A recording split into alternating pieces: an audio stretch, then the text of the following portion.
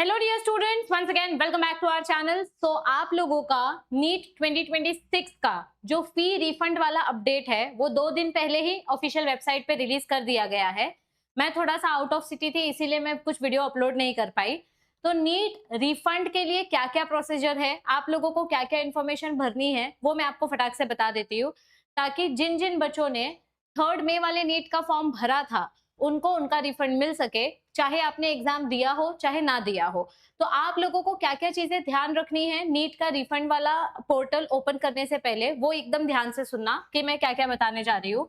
NEET की official website पे आपको यहाँ पर एक पब्लिक नोटिस रिलीज किया गया है। आप इस पब्लिक नोटिस को ओपन करोगे तो आपको ये नोटिस दिखाई देगी।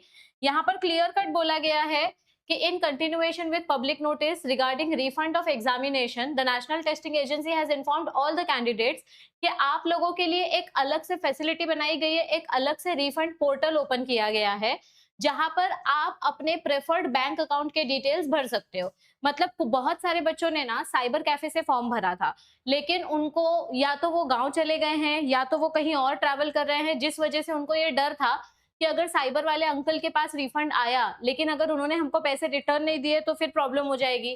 तो इन्हीं सारी कंफ्यूजन और इन्हीं सारे डर को क्लियर करने के लिए एनटीए वालों ने एक सेपरेट पोर्टल बना दिया, जिसमें आप अपने बैंक डिटेल्स डालकर आप वो पैसे अपने अकाउंट में ले सकते हो। यानी कि आपको साइबर वाले कैफे वाले भैया के ऊपर डिपेंड करने की जरूरत नहीं है, या किसी फ्रेंड के थ्रू अगर आपने फॉर्म भरा था तो आपको उस पर डिपेंड करने की भी जरूरत नहीं है। आपको बेसिकली क्या करना है, जैसे आप नॉर्मली नीट को लॉगिन करते हो वैसे लॉगिन करो अपना एप्लीकेशन आईडी और अपना पासवर्ड डालकर, और वहां पर आपको एक पोर्टल दिखाई देगा। Let me show it to you. जब आप नीट के एनटीए वाले ऑफिशियल वेबसाइट पे जाते हो तो यहाँ पर आपको लिख कर आ रहा है fee refund for NEET, fee refund window for NEET UG. तो मैं अगर इस पे क्लिक करूंगी तो यहाँ पर मुझे मेरे बेसिक डिटेल्स पूछे जाएंगे, यानी मेरा एप्लीकेशन नंबर और मेरा पासवर्ड, और यहाँ पर जो कोड दिया है वो कोड मुझे यहाँ पर डालना है। तो मेरा फॉर्म ओपन हो जाएगा, मेरा विंडो ओपन हो जाएगा, फॉर्म नहीं पोर्टल ओपन हो जाएगा, जहां पर मुझे अपने बैंक डिटेल्स डालने हैं। अब मुझे क्या क्या डिटेल्स डालनी है ध्यान से सुनो। तो यहाँ पर ये जो फैसिलिटी है, ये फैसिलिटी कब तक ओपन रहने वाली है? 22 मई को ये फैसिलिटी स्टार्ट हो चुकी थी और ये फैसिलिटी आपके पास रहेगी 27 में रात 11:50 तक। ठीक है, यानी कि आपके पास अभी भी 3 दिन है ये रिफंड पोर्टल फिल करने के लिए। 24, 25, 26, 27 4 दिन है आपके पास। तो कोई भी घाई नहीं करेगा। एक चीज ध्यान से सुनो, अगर आपने एक भी बार डिटेल्स भर दिया, after submission of the details by the candidate, the same shall be treated as final and no further changes shall be permitted। अगर आपने गलती से भी नाम स्पेलिंग गलत कर दी या अकाउंट नंबर गलत डाल दिया या कोई कोड गलत डाल दिया तो आपको रिफंड नहीं मिलेगा, आपके वही डिटेल्स लॉक कर दिए जाएंगे। इसीलिए आंखें खोलकर मुंह पे पानी मार के अपने बैंक के डिटेल्स फिल करना। तो आपको क्या क्या डिटेल्स भरनी है वो देखो। यहाँ पर सबसे पहली चीज ये देखो, आपको 5 चीजें बोली गई हैं डिटेल्स भरने के लिए। सबसे पहली बात, तो जिस अकाउंट में आपको पैसे मंगवाने हैं उस अकाउंट होल्डर का नाम as per the bank account. आपके पापा का, मम्मी का, भैया का, दीदी का या आपका खुद का अगर बैंक अकाउंट है तो उस बैंक अकाउंट का एक पासबुक होगा। उस पासबुक पे जैसा नाम लिखा है आपको एग्जैक्टली वैसा ही नाम यहाँ पर फिल करना है।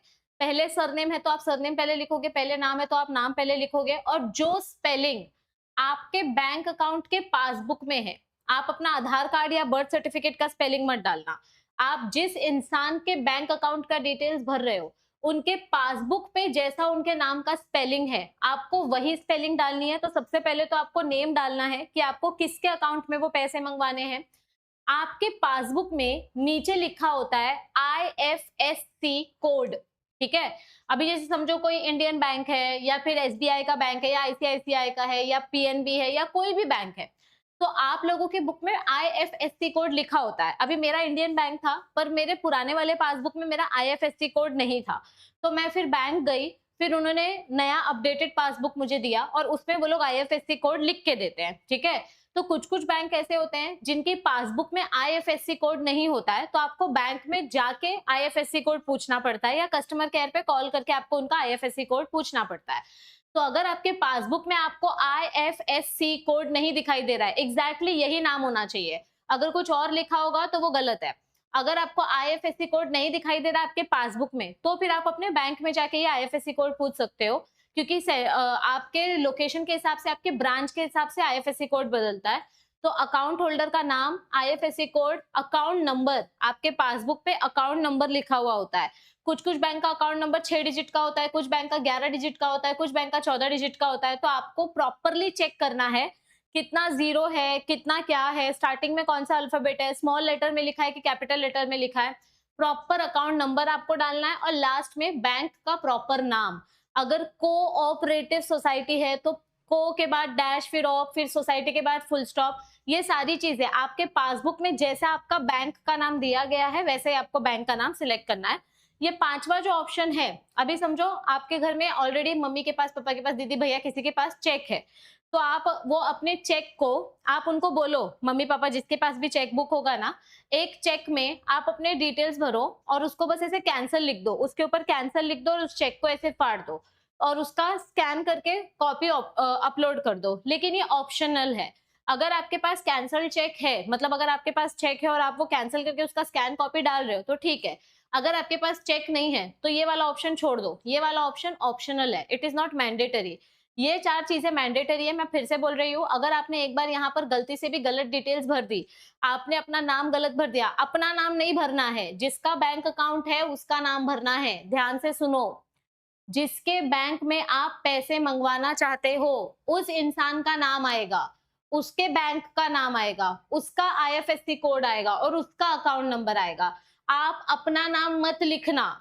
मैम मेरा पैसा है ना तो मैं मेरा नाम लिखता हूँ और मम्मी का अकाउंट नंबर डालता हूँ, ऐसा नहीं चलेगा। ये पहली चीज हो गई, नाम की स्पेलिंग सब ध्यान से भरेंगे। दूसरी चीज, अभी मेरे कुछ ऐसे स्टूडेंट्स हैं जिनके घर में जो 2-3 कजन्स हैं, उन सब लोगों ने एक ही अकाउंट से पैसे भरे थे। मतलब एक भाई है, बहन है और एक बहन है, ये तीनों जन एक ही फैमिली से बिलोंग करते हैं। तो फॉर्म भरते वक्त इन तीनों ने सेम अकाउंट से पैसा भरा था। तो अब इनको पैसे अगर रिटर्न मंगवाने हैं तो क्या ये सेम अकाउंट में पैसे रिटर्न मंगवा सकते हैं? यस। तीनों बच्चों को सेम डिटेल्स भरना पड़ेगा, same account number, same bank का नाम, सेम आईएफएससी कोड और सेम अकाउंट होल्डर का नाम।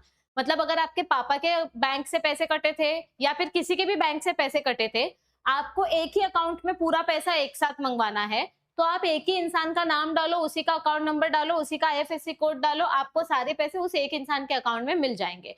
तो 2 चीजें जो बच्चे बहुत ज्यादा गलत करते हैं, अपना नाम डाल के मम्मी का अकाउंट नंबर डाल देते हैं या पापा का अकाउंट नंबर डाल देते हैं, वो गलती मत करना। आपका नाम कहीं पर भी नहीं आएगा, जिसका बैंक अकाउंट है उसी का नाम और उसी का नंबर आएगा। और दूसरी चीज, प्लीज स्पेलिंग अच्छे से चेक करके डालना, क्योंकि अगर जरा सी भी गलती हो गई तो ये आप करेक्शन विंडो नहीं ओपन होगा, फिर किसी गलत इंसान के अकाउंट में पैसा चला जाएगा या आपका पैसा डूब जाएगा। सो ये इंपॉर्टेंट अपडेट आया है, 27 मई तक का आपके पास टाइम है। प्लीज जल्दबाजी मत करना, शांति से अपने अकाउंट डिटेल्स भरना ताकि आपको आपका पैसा मिल सके। ये एक तरीके से एंटी का अपॉलॉजी करने का तरीका है, वो आप लोगों से सॉरी बोलना चाह रहे हैं कि उनके वजह से जो इनकन्वीनियंस हुआ है सारे बच्चों को। तो मेक श्योर कि आप इस चीज को गलत ना भरो, अच्छे से डिटेल्स भरो ताकि आपके पैसे आप तक मिल सके। अभी एक और बहुत ही अच्छी न्यूज आई है कि बिहार में, जो बिहार की गवर्नमेंट है, उन्होंने डिसाइड किया है कि 21 जून को जो नीट की एग्जाम होने वाली है, उस दिन जितनी भी गवर्नमेंट बसेस होंगी, जैसे बीएसटी बसेस होती है महाराष्ट्र में, तो उस दिन जितनी भी गवर्नमेंट बसेस होंगी उन बसों में बच्चे फ्री में ट्रैवल कर पाएंगे, उनको पैसे नहीं देने पड़ेंगे, क्योंकि सेंटर कभी कभी बहुत दूर दूर लगता है और बस का आने जाने का खर्चा, अगर कोई एक इंसान आपको छोड़ने आ रहा है तो उसका खर्चा और आपका खर्चा, ऐसे 2 लोगों का खर्चा 400-500 हो जाता है। तो बिहार गवर्नमेंट ने ये डिसाइड किया है कि वो नीट के स्टूडेंट्स को, नीट के कैंडिडेट को और नीट के कैंडिडेट के साथ जो भी इंसान होगा उनका फ्री ट्रैवलिंग करेंगे। प्लस उन्होंने ये भी रिक्वेस्ट की है कि सेंटर्स के आसपास जितनी भी मॉनेस्ट्री टेम्पल्स होंगे वहां पर वो फ्री वाटर और फ्री सत्तू, जो कि बहुत ही अच्छा प्रोटीन सोर्स माना जाता है, वो फ्री में देंगे। क्योंकि अभी तो गर्मी चालू है तो अभी फिलहाल लोग बहुत डिहाइड्रेट हो जाते हैं, सेंटर में 2-2 घंटा पहले पहुंच जाते हैं, फिर एग्जाम होने तक रुके रहते हैं, तो खर्च बहुत ज्यादा हो जाता है, ये खाओ वो खाओ पानी पियो, ये सारी चीजों में भी, छोटी छोटी चीजों में भी पैसे लग जाते हैं। तो बिहार गवर्नमेंट ने ये डिसाइड किया कि जब तक बच्चे एग्जाम दे रहे होंगे तो पेरेंट्स टेम्पल में जाके पानी आराम से फ्री में पी सकते हैं और सत्तू वगैरह फ्री में खा सकते हैं। खैर गर्मी तब तक तो कम हो जाएगी क्योंकि 21 जून को अपना एग्जाम है, लेकिन फिर भी एक इनिशिएटिव है जो कि गवर्नमेंट लेने की कोशिश कर रही है। एटलीस्ट फ्री बस वाला जो ऑप्शन है ये बहुत अच्छा है और मेरे हिसाब से ये सारे स्टेट्स में कंडक्ट करवाना चाहिए लेकिन ये हर एक स्टेट के इंडिविजुअल गवर्नमेंट का रूल है। तो बिहार में यही रूल डिक्लेयर किया गया है कि इस साल 21 जून को जो एग्जाम होने वाली है, उस दिन आप लोगों का फ्री ट्रैवलिंग किया जाएगा for Bihar, only for Bihar students. बाकी के स्टेट्स में अगर कुछ अपडेट आता है तो we will try to inform you.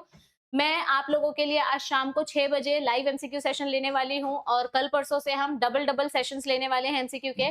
तो मेक श्योर कि आप चैनल के साथ जुड़े रहो, क्योंकि आप लोगों के बहुत सारी प्रैक्टिस हमको करवानी है। क्लास 12th के साथ साथ क्लास 11th के चैप्टर्स के एमसीक्यूज भी हमको प्रैक्टिस करने हैं, ताकि आपका नीट का रिवीजन अच्छे से हो सके। All the best everybody, I will see you all very soon. Till then stay tuned, thank you, see you soon.